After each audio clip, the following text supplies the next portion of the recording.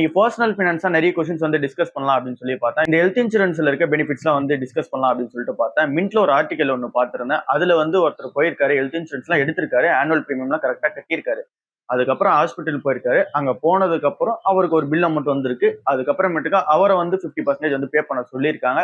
அவர் என்ன நினைச்சிருக்காருன்னா, நான் தான் இன்சூரன்ஸா பே பண்ணியிருக்கேன்ல, எனக்கு தான் பிரீமியம் கரெக்டா தானே கட்டியிருக்கேன், எனக்கு ஏன் அவைலபிள் பண்றீங்க அப்படின்னு சொல்லி கேட்டுக்கும் போது அது டேர்ம்ஸ் அண்ட் கண்டிஷனா மென்ஷன் பண்ணியிருக்காங்க, இவர் அமௌண்ட் கட்டணும்னு சொல்லி. பட் அது இன்சூரன்ஸ் ஏஜென்ட்டோ இல்ல அந்த வெப்சைட் அவர் எங்க போய் பிக் பண்ணாரோ அங்க வந்து அதை வந்து கிளியரா அவங்க வந்து சொல்லல. ஆனா டேர்ம்ஸ் அண்ட் கண்டிஷன் வந்து மென்ஷன் ஆயிருக்கு. ஸோ நீங்க ஹெல்த் இன்சூரன்ஸ் எடுக்க போறீங்க அப்படின்னா நீங்க ஒரு சில விஷயத்தெல்லாம் நோட்டீஸ் பண்ணணும். ஸோ அதெல்லாம் இந்த பர்சனல் ஃபினான்ஸ் செக்ஷன் வந்து பார்க்கலாம். ஃபர்ஸ்ட் இந்த கேஸ்ல என்ன நடந்துச்சு அப்படின்னு சொல்லிட்டு பார்க்கலாம். சில்ஃபா அரோரான்றவங்க தான் இந்த கேஸ் வந்து அப்டேட் பண்ணிருக்காங்க. பட் இவங்க நேம் வந்து சொல்ல வேணாம்னு சொல்லி இருக்கிறதுனால வித்ஹோல்ட் வந்து பண்ணிருக்காங்க. அப்படின்னா அந்த நேம் வந்து மென்ஷன் பண்ணல. சில்ஃபா அரோரான்றவங்கள எழுதின இந்த ஆர்டிகல் தான் இது. ஸோ இதுல அந்த கேஸை பத்தி அவங்க சொல்றது என்ன அப்படின்னா, ஒருத்தவங்க போயிட்டு ஹாஸ்பிட்டலைஸ் ஆயிருக்காங்க. ஆயிருக்கும் போது 1,20,000 வந்து பில் அமௌண்ட் வந்து வந்திருக்கு. இந்த 1,20,000 பில் அமௌண்ட்ல அவர் தான் இன்சூரன்ஸ் பண்ணியிருக்காருல, இயர்லி வந்து கரெக்டா பிரீமியம் கட்டியிருக்காரு. ஸோ அதனால எந்த அமௌண்ட்டும் வந்து அவங்க கேட்க மாட்டாங்க அப்படின்னு சொல்லி நினைச்சிருக்காரு. பட் ஆனா 50,000 வந்து கேட்டிருக்காங்க. ஸோ இவரும் வேற வழி இல்லாம வந்து கட்டியிருக்காரு. ஏன்னா அந்த டேர்ம்ஸ் அண்ட் கண்டிஷன் அது வந்து மென்ஷன் ஆயிருக்கு அப்படின்னு சொல்லி இன்சூரன்ஸ் ஏஜென்ட்டும் வந்து சொல்லியிருக்காங்க. ஸோ இதெல்லாம் அதுக்கப்புறம் நடந்ததுக்கு அப்புறம் அவர் போய் விசாரிச்சதுக்கு அப்புறம் என்ன சொல்றாங்க அப்படின்னா, நீங்க வந்து டிடக்டபிள் பாலிசி வந்து எடுத்திருக்கீங்க. ஸோ அதனால தான் வந்து நீங்க பே பண்றீங்க.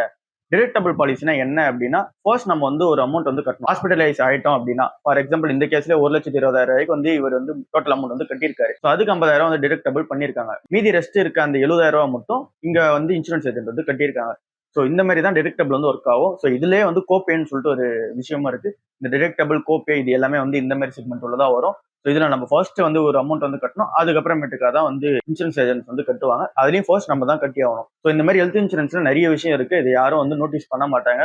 எக்ஸாம்பிள் இன்சூரன்ஸ் ஏஜென்ட்ஸும் சரி, வெப்சைட்டும் சரி, அவங்களோட என்னென்ன பாலிசிஸ் அண்ட் தென் பெனிஃபிட்ஸ் மட்டும் தான் அவங்க வந்து சொல்லுவாங்க தவிர இந்த மாதிரி டேர்ம்ஸ் அண்ட் கண்டிஷன்லாம் நிறைய எக்ஸ்பிரஸ் பண்ண மாட்டாங்க. இந்த டிடக்டபிள் அண்ட் தென் கோப்பை இதெல்லாம் வந்து நீங்க எங்க காமனா பார்க்கலாம் அப்படின்னா, top up plan, super top up பிளான்ல வந்து பார்க்கலாம். ஏன்னா அது வந்து அடிஷனல் கவரேஜ் மாதிரி தானே. ஸோ அதனால அங்க வந்து நீங்க வந்து இந்த நோட்டீஸ் பண்ணலாம். அண்ட் தென் நீங்க லோ பட்ஜெட் பிளான் வந்து எடுக்கிறீங்க, இந்த ஹெல்த் இன்சூரன்ஸ்க்கு பிரீமியம் பிளான் வந்து கொஞ்சம் லோவா எடுக்கிறீங்க அப்படின்னா நீங்களும் வந்து நோட்டீஸ் பண்ணலாம். ஏன்னா டிடக்டபிள் வந்து போட்டிருப்பாங்க, கோப்பையும் வந்து போட்டிருப்பாங்க. ஸோ நீங்க ஒரு இன்சூரன்ஸ் எடுக்க போறீங்க அப்படின்னா இதுல இருந்து பேசிக்கா கத்துக்க வேண்டிய விஷயம் என்னவா இருக்கும் அப்படின்னா, இந்த வந்து என்ன மாதிரியான ஒரு டிடக்டபிள் பாலிசி அப்படின்னு சொல்லிட்டு நீங்க வந்து செக் பண்ணிக்கணும். அது டிடக்டபிளா, கோப்பவா, இது ரெண்டுத்துல எது இருக்கு அப்படின்னு சொல்லி கரெக்டா செக் பண்ணிக்கங்க. And then room rent limit இல்லாம, எக்ஸ்க்ளூஷன் இல்லாம, அண்ட் தென் சப் லிமிட் இல்லாம மாதிரி பாத்துக்கோங்க. ஏன்னா இதுக்கெல்லாம் லிமிட் இருந்தது அப்படின்னா மீதி இருக்க மட்டும் நீங்க தான் கட்டுற மாதிரி வரும். அண்ட் தென் இது எல்லாமே டவுட் இருந்தது அப்படின்னா நீங்களே வந்து அந்த இன்சூரன்ஸ் ஏஜென்ட் கிட்ட வந்து கேட்டுங்க, நான் ஹாஸ்பிட்டலைஸ் ஆனா எவ்வளவு வந்து நீங்க வந்து கட்டுவீங்க, நான் எவ்வளவு கட்ட வேண்டியது வரும், மேக்ஸிமம் லிமிட் நீங்க சொல்றீங்களா, எவ்வளவு வந்து நீங்க எடுத்துப்பீங்க அப்படின்னு சொல்லிட்டு தெளிவா கேட்டுக்கோங்க.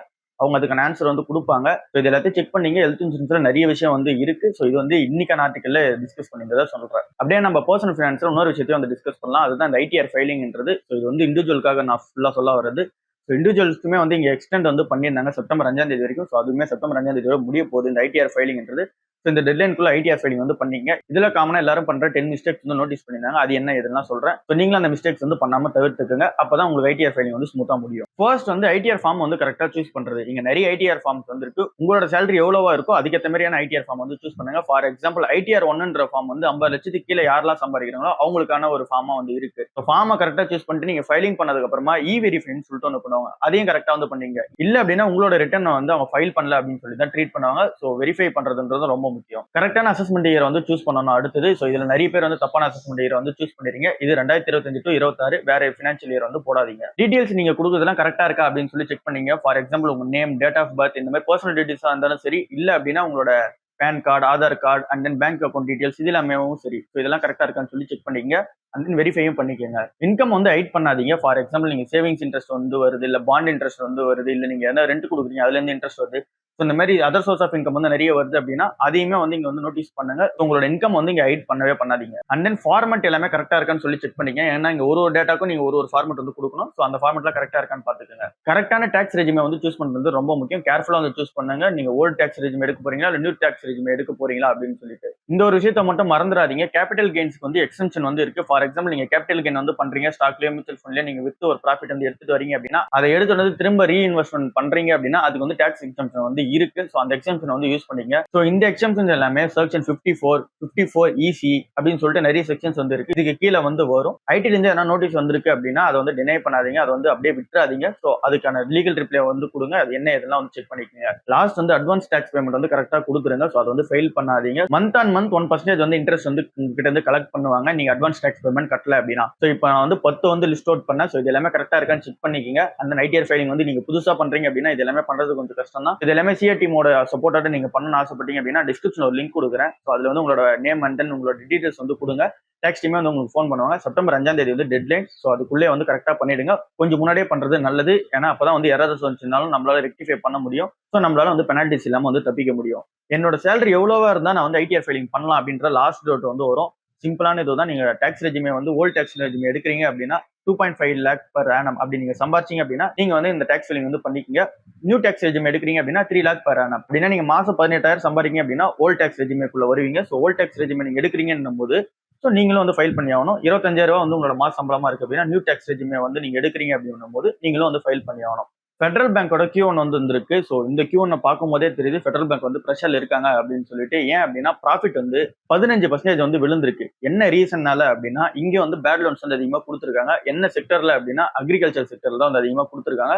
So agri and then small business வந்து கொடுத்த லோன் வந்து வரல. ஸோ அதனால வந்து ப்ரொவிஷன்ஸ் வந்து ஏறி இருக்கு. ப்ரொவிஷன்ஸ் வந்து ட்ரிபிள் ஆயிருக்கு. 400 கோடி ரூபாய்க்கு வந்து ட்ரிபிள் ஆயிருக்கு. இது எல்லாமே இந்த ஸ்மால் லோன்ஸ் இந்த அக்ரிகல்ச்சர் லோன்ல கொடுத்த அந்த ஒரு லோன்ஸ் தான். இது எதுவுமே திரும்ப வரல. ஸோ இது எல்லாமே பேட் லோனா மாறிடுச்சு. பேட் லோனா மாறும்போது இந்த ஸ்லிப்பேஜ் ரேஷியோன்னு சொல்லிட்டு ஒன்று இருக்கு. ஸோ அதை வந்து நம்ம பார்க்கும்போது 0.78% வச்சிருந்தது இப்போ வந்து 1.11% வந்து இருக்கு ஸ்லிப்பேஜ் ரேஷியோன்றது. ஸோ இது வந்து ரொம்ப அதிகம் தான். ஸோ இங்க வந்து லோன்ஸ் வந்து கொடுத்தது திரும்ப வரல அப்படின்றது நல்லா தெரியுது. நம்ம அமௌண்ட் வைஸ் பார்த்தோம் அப்படின்னா 417 கோடி ரூபாய்க்கு வந்து போன வருஷம் ஸ்லிப்பேஜ் இருந்தது அப்படின்னா இப்போ வந்து 658 கோடிக்கு வந்து இருக்கு. ஸோ இப்போ வந்து அந்த லோன் செக்மெண்ட் எங்க அதிகமா கொடுக்குறாங்க அப்படின்னு நம்ம பார்த்தோம் அப்படின்னா ரீட்டைல் லெவல்லையும் அண்ட் தென் கமர்ஷியல் லோன்ஸ் தான் வந்து அதிகமா கொடுக்குறாங்க. ரீட்டைல் லெவல் லோன்ல வந்து 15%, கமர்ஷியல் லோன்ஸ் வந்து 30%, கார்பரேட் லோன்ஸ்ல வந்து ஒரு 4.5% கொடுக்குறாங்க. கார்பரேட் லோன்ஸ் வந்து அதிகமா கொடுக்கறது இல்லை. ஏன் அப்படின்னா கார்பரேட் ஷேரும் வந்து இப்போ கடன் வந்து வாங்குறது இல்லை. ஏன் அப்படின்னா எல்லாருமே bonds and then foreign investors கிட்ட இருந்து காசு வந்து வாங்கிக்கிறாங்க. ஸோ அதனால கார்பரேட் லோன்ஸ் வந்து அதிகமா இன்க்ரீஸ் ஆகல. So commercial loan and then retail loans வந்து இருக்காங்க. அண்ட் தென் இந்த அக்ரி அண்ட் எம்எஸ்எம்இல வந்து இருக்காங்க. இந்த கம்பெனியோட ஃபினான்ஷியல்ஸா பார்த்தோம் அப்படின்னா இன்ட்ரெஸ்ட் இன்கம் வந்து ஒரு 6% அப்பா இருக்கு.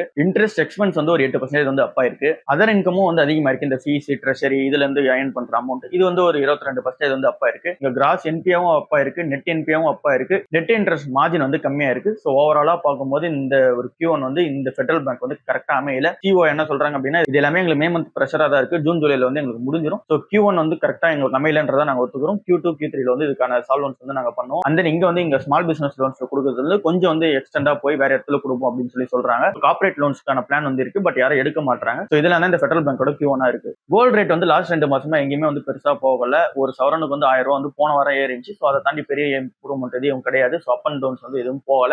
அதுக்கான ரீசன் என்னன்னு நம்ம வந்து பார்த்தோம் அப்படின்னா மின்ட் ஆர்டிகல் வந்து நோட்டீஸ் பண்ணது வந்து கோல்டு வந்து இந்த சென்ட்ரல் பேங்க்ஸ் வாங்குறது வந்து கம்மி பண்ணியிருக்காங்க அப்படின்னு சொல்றாங்க. இதுல வந்து நிறைய டீடைல்ஸ் வந்து கொடுத்துருந்தாங்க. சிம்பிளான ஒரு விஷயம் தான். ஸோ 2022 இருந்து 23 வரைக்கும் பார்த்தோம் அப்படின்னா கோல்டோட பிரைஸ் வந்து டபுள் ஆயிருக்கு. நம்ம டாலர் கணக்குல பார்த்தாலும் சரி அண்ட் தென் ருப்பி கணக்குல பார்த்தாலும் சரி. அங்க வந்து பர் ரவுண்ட்ஸ் பார்க்கும்போது இந்த ஜூலை மந்த் வந்து 1730 ரூபா இருந்துச்சு 2022ல. இப்போ வந்து $3,300 வந்து இருக்கு 2025 ஜூலைல. நம்ம ஊர்லயுமே வந்து 2022 ஜூலைல நம்ம பார்க்கும்போது 52,000 ரூபா இருந்துச்சு 10 கிராம்ன்றது. ஸோ இப்போ வந்து 1 லட்ச ரூபாய் வந்து தொட்டுருச்சு 10 கிராம்ன்றது ஜூலை 2025ல. ஸோ இப்படி வந்து கோல்டு பிரைஸ் வந்து டபுள் ஆனதுக்கான ரீசன் வந்து அப்போ சென்ட்ரல் பேங்க்ஸ் எல்லாருமே வந்து கோல்டு வந்து வாங்கிட்டு இருந்தாங்க. ஃபார் எக்ஸாம்பிள் இங்க China, Poland and then Turkey, Kazakhstan, Russia இவங்க எல்லாருமே வந்து இந்த கோல்ட்ஸ் வந்து வாங்கிட்டு இருந்தாங்க. சென்ட்ரல் பேங்க்ஸ் நம்ம ஊர்ல இருந்து இப்ப இருக்கிற சென்ட்ரல் பேங்க் வந்து RBI இருக்காங்க.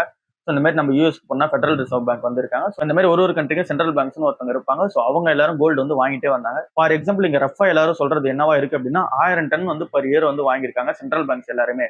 ஸோ அது வந்து இப்போ ஸ்லிப் ஆகி 8% வந்து ஸ்லிப் ஆயிருக்கு. ஸோ அந்த அளவுக்கான கம்மியாக தான் வாங்குறாங்க அப்படின்னு சொல்றாங்க. ஸோ அவங்க இத்தனை வருஷமா அதிகமா அந்த சென்ட்ரல் பேங்க்ல வந்து வாங்கி கோல்டு வந்து குமிக்க என்ன ஆச்சு அப்படின்னா இந்த கோல்டு பிரைஸ் வந்து ஏற ஆரம்பிச்சு. ஸோ இப்போ வந்து அந்த லெவலில் வந்து அவங்க வாங்குறது இல்லை. ஸோ இதனால கோல்டு பிரைஸ் வந்து இறங்கி இருக்கு அப்படின்னு மென்ஷன் பண்றாங்க. அண்ட் தென் இந்த போர் சோயிலும் வந்து முடிஞ்சு அண்ட் தென் இங்க ட்ரம்போட டேரிஃப் இந்த ட்ரேட் வார்ஸ் இது எல்லாமே முடிஞ்சது அப்படின்னா இன்னும் வந்து 10-15% வந்து கோல்டு விழலாம் அப்படின்னு சொல்லிட்டு இந்த ஆர்டிகல்ல மென்ஷன் பண்ணிருக்காங்க. ஸோ இப்போ வந்து இதுக்கான ஸ்ட்ராங் பேலன்ஸா இருக்கான்னு கேட்டீங்கன்னா இந்த ட்ரம்போட டேரிஃபும் அண்ட் தென் இங்க வார் சூழல் இருக்கிற வரைக்குமே இது இப்படிதான் இருக்கும். ஒருவேளை இதெல்லாம் முடிஞ்சு அப்படின்னா கோல்டு பிரைஸ் சொல்லலாம். இது இப்போதைக்கே மெயின்டைன் ஆச்சு அப்படின்னா கூட கோல்டு வந்து பூம் ஆகாது, இன்னும் கொஞ்சம் தான் வந்து அப் ஆகும். ஸோ இப்போதைக்கு அதுக்கான வேல்யூஷன் கரெக்டாக தான் இருக்கு. ஸோ இதுக்கப்புறம் வந்து பெரிய ரேலி வந்து இருக்காது அப்படின்னு சொல்றாங்க. ஷார்ட் டேர்ம்ல சொல்லும்போது லாங் டேர்ம்ல கோல்டு ரேட் வந்து அப் ரேலி தான் போகும் அப்படின்னு சொல்லிட்டு அவங்களே மென்ஷன் பண்றாங்க. லென்ஸ்கார்ட் வந்து ஐபிஓல லிஸ்ட் ஆக போறாங்க. ஸோ அதுக்கு முன்னாடி வந்து இந்த லென்ஸ்கார்ட் வந்து என்ன பிளான் பண்ணிருக்காங்க அப்படின்னா ஃபுல்லாவே வந்து ஸ்மால் அண்ட் ரூரல் செக்மெண்ட் வந்து உள்ள போறாங்க. அங்க போய் ஸ்டோர்ஸ் வந்து ஓப்பன் பண்றாங்க, சிட்டிஸ்ல ஓப்பன் பண்றதுக்காக பதிலா. ஸோ அதுக்கு லென்ஸ்கார்ட் சொல்ல வருது என்னவா இருக்கு அப்படின்னா, எங்களோட பிசினஸ் பிளான் வந்து இப்போ நாங்க மெட்ரோ சிட்டிஸ் எல்லாம் ஏற்கனவே இருக்கோம். அங்க வந்து ஒரு 900 பிளேசஸ்ல வந்து இருக்கும் ஸ்டோர்ஸா வந்து பார்க்கும்போது. டயர் 1 சிட்டிஸ்லுமே ஒரு 400 பிளஸ் ஸ்டோர்ஸ் வந்து வச்சிருக்கோம். கிராமப்புறத்துல 700 ஸ்டோர்ஸ் வந்து வச்சிருக்கோம். ஸோ இங்க வந்து கிராமப்புறம் அண்ட் தென் டயர் 2 டயர் 3 சிட்டிஸ்ல வந்து எக்ஸ்பென்ஷன் வந்து பண்ண போறோம். ஏன் அப்படின்னா எங்களுக்கு வந்து இங்க metro cities and then tier 1 cities விட இங்க வந்து எங்களுக்கு ரெண்ட் வந்து சீப்பா கிடைக்கும். ஏன்னா எங்க பிசினஸ் 75% ஆஃப் த ரெவன்யூ இப்போ எங்க இருந்து வருது அப்படின்னா ஃபுல்லாவே அந்த ஆஃப்லைன் ஸ்டோர்ஸ்ல மூலமா தான் வருது, ஆன்லைன் ஸ்டோர்ஸ்ல கிடையாது. அப்படி பார்க்கும்போது ஆஃப்லைன்ல வந்து நாங்க எக்ஸ்பென்ஷன் வந்து பண்ணிக்கிட்டே இருப்போம். அதுவும் கிராமப்புறத்துல வந்து போவோம். 2000 இருந்து 10,000 வரைக்கும் அந்த லென்ஸ் அண்ட் ஃப்ரேம்ஸ் வந்து நாங்க கொடுக்கும்போது நாங்க கொடுக்குற குவாலிட்டிக்கு கரெக்டான கஸ்டமர் எக்ஸ்பீரியன்ஸ் வந்து கிடைக்குது. ஸோ கஸ்டமர் வந்து இந்த ஏரியாலையும் வந்து எங்களுக்கு ஏற்கனவே வாங்கிட்டு இருக்காங்க. ஸோ அங்கதான் வந்து எக்ஸ்பென்ஷன் பண்ண போறோம்னு சொல்றாங்க. ஸோ அது வந்து உண்மையும் கூட. கிராமப்புறங்களில் லென்ஸ்கார்ட் வந்து கரெக்டாக தான் வந்து பெர்ஃபார்மன்ஸ் வந்து பண்ணிக்கிட்டு இருக்காங்க. ஸோ இதுதான் லென்ஸ்கார்ட்டோட பிசினஸ் எக்ஸ்பென்ஷன் பிளானா வந்து இருக்கு. ஃபினான்ஷியல்ஸ் வைஸ் பார்த்தாலுமே 5000 கோடி போன வருஷம் ரெவன்யூ பண்ணியிருந்தது. இப்போ வந்து 6600 கோடி வந்து ரெவன்யூ வந்து பண்ணியிருக்காங்க. அண்ட் தென் போன வருஷம் நம்ம பார்க்கும்போது இந்த Q1ல 10 கோடி ரூபா வந்து லாஸ் பண்ணியிருந்தாங்க. இப்போ வந்து 300 கோடி ரூபாய் கிட்ட வந்து இங்க ப்ராஃபிட் வந்து ஜென்ரேட் பண்ணிருக்காங்க. 297 கோடி ரூபாய்க்கு. ஃபினான்ஷியல்ஸ் வைஸ் நல்லா இருக்கு. அண்ட் தென் லென்ஸ்கார்ட்டோட எக்ஸ்பென்ஷன் பிளான் இதை நோக்கி தான் போயிட்டு இருக்கு. அண்ட் தென் இப்போ ஐபிஓ இஷ்யூ பண்றது வந்து 2150 கோடிக்கு வந்து இஷ்யூ வந்து பண்ண போறாங்க. ஸோ ஐபிஓ வரட்டும், அதுக்கப்புறம் என்ன இதெல்லாம் வந்து டிஸ்கஸ் பண்ணலாம். பிசி ஜுவல்லர்ஸோட Q1 வந்து வந்திருக்கு. ஸோ இந்த Q1 பார்க்கும்போது ரொம்பவே வந்து ஸ்ட்ராங்கா இருக்கு பிசி ஜுவல்லர்ஸ்க்கு. ஸோ இந்த சேல்ஸ் வைஸ் பார்த்தோம் அப்படின்னா 81% வந்து அப் ஆயிருக்காங்க. கிராஸ் ப்ராஃபிட் வைஸ் வந்து 122% அப் ஆயிருக்காங்க. எபிட்டா வைஸ் வந்து 138% வந்து அப் ஆயிருக்காங்க. எபிட்டா வைஸ் பார்க்கும்போது 136% வந்து அப் ஆயிருக்காங்க. ப்ராஃபிட் பிஃபோர் டாக்ஸ் வந்து 164 கோடியா இருக்கு. இதுக்கு முன்னாடி இருந்தது 83 கோடியா இருக்கு. ஸோ அப்படின்னா வந்து இங்கே ஒரு 100% வந்து அப் ஆயிருக்காங்க. ஸோ எல்லாமே வந்து சூப்பரா இருக்கு இந்த பிசி ஜுவல்லர்ஸ் கம்பெனிக்கு. இந்த sales wise and then revenue wise எல்லாமே பார்க்கும்போது அப்படின்னு சொல்லி நம்ம செக் பண்ணி பார்த்தோம் அப்படின்னா கோல்டு வந்து வாங்கிட்டு இருக்காங்க. அண்ட் தென் இவங்க வந்து ஃபாரின் கண்ட்ரீஸ்ல வந்து எக்ஸ்போஷர் கிடையாது, ஃபுல்லாவே இந்தியன் மார்க்கெட் தான். ஸோ இந்த ஒரு இந்தியன் மார்க்கெட்னால இருக்கிறதுனால இந்த ஜெம்ஸ் அண்ட் ஜுவல்லரிஸ் மேல அவங்க டாக்ஸ் வந்து ட்ரம்ப் டாரிஃப் போட்டது இங்க வந்து இம்ப்ளிகேஷன் ஆகாது. இது வந்து இன்னொரு பிளஸா இருந்தாலும் இந்த பினான்சியல் ஃபுல்லாவே நடந்தது வந்து இந்த டாரிஃப்க்கு முன்னாடி தானே. ஸோ இது எல்லாமே இந்த கோல்ட் சேல்ஸ் நடந்தது தான் ரிப்ளிகேட் பண்ணி இங்க சேல்ஸ் அண்ட் தென் மார்ஜின்ஸ் வந்து நல்ல ப்ராஃபிட் வந்து இந்த கம்பெனி வந்து கொடுத்துருக்காங்க.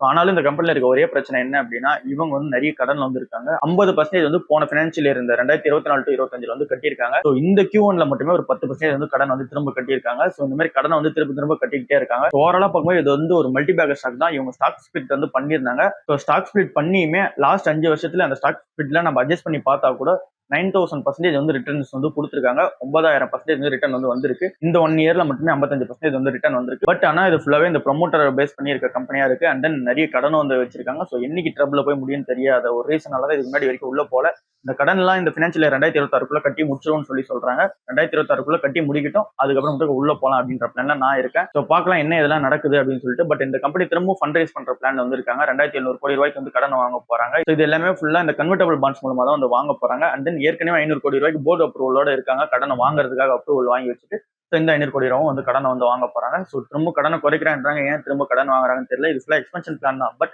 திரும்பவும் கடன் வாங்கும்போது திரும்ப பினான்சியல் இயர் 2026 எப்படி கட்டி முடிப்பாங்கன்ற டவுட் வந்து இருக்கு. அண்ட் தென் பாண்ட் வீடியோ நீங்க கேட்டது வந்து வரும். எதுக்காக வெயிட் பண்றேன் அப்படின்னா இங்க வின்டுவெல்த் வந்து இருக்காங்க. அண்ட் தென் கோல்டன் பை வந்து இருக்காங்க. ஸோ நிறைய பாண்ட்ஸ் பிளாட்ஃபார்ம் வந்து இருக்கு. இதுல எந்த பாண்ட் பிளாட்ஃபார்ம் வந்து பெஸ்டா இருக்கும் அப்படின்னு சொல்லிட்டு அனலைசிஸ் வந்து பண்ணிட்டு இருக்கோம். அண்ட் தென் இங்க இருக்க கஸ்டமர் எக்ஸ்பீரியன்ஸும் போய் இங்க வந்து ட்ரீட் பண்ணிட்டு இருக்கோம். யார் எப்படி கஸ்டமர் எக்ஸ்பீரியன்ஸ் கொடுக்குறாங்க அப்படின்னு சொல்லிட்டு. இப்போ வரைக்கும் அந்த ஒரு சர்ச்சிங் வந்து போயிட்டு இருக்கு. அந்த ஒரு ரிசர்ச் வந்து போயிட்டு இருக்கு. ஸோ நம்ம பாண்ட் வாங்குறது பெரிய விஷயம் இல்லை. ஆன்லைன் பிளாட்ஃபார்ம் இது ரெண்டுத்துல எதுல வேணாலும் வாங்கிக்கலாம். பட் நம்ம திரும்ப ரீசேல் பண்ணும்போது அவங்க திரும்ப வாங்கிக்கணும். ஸோ அதுல யார் கரெக்டா இருக்காங்க அப்படின்னு சொல்லி செக் பண்ணணும். அண்ட் தென் அதுக்கு கஸ்டமர் எக்ஸ்பீரியன்ஸ் வந்து ரொம்ப முக்கியம் பாண்ட்ல வந்து.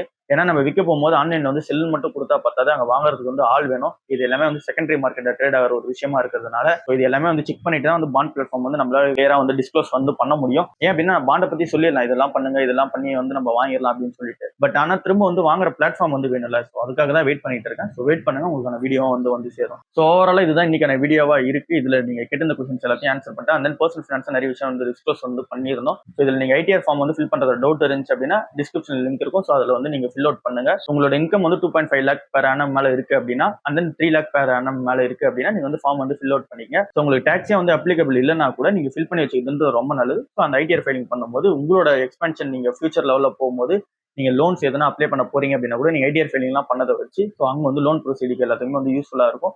நிறைய விஷயத்துக்கு வந்து யூஸ்ஃபுல்லா இருக்கும். ஸோ அடுத்த வீடியோல வந்து பார்ப்போம். நீங்க கேட்ட ஸ்டாக்ஸ் எல்லாமே வந்து சண்டே இல்ல சாட்டர்டே போல டிஸ்கஸ் வந்து பண்ணுவோம். ஸோ அது வரைக்கும் கொஞ்சம் வெயிட் பண்ணுங்க.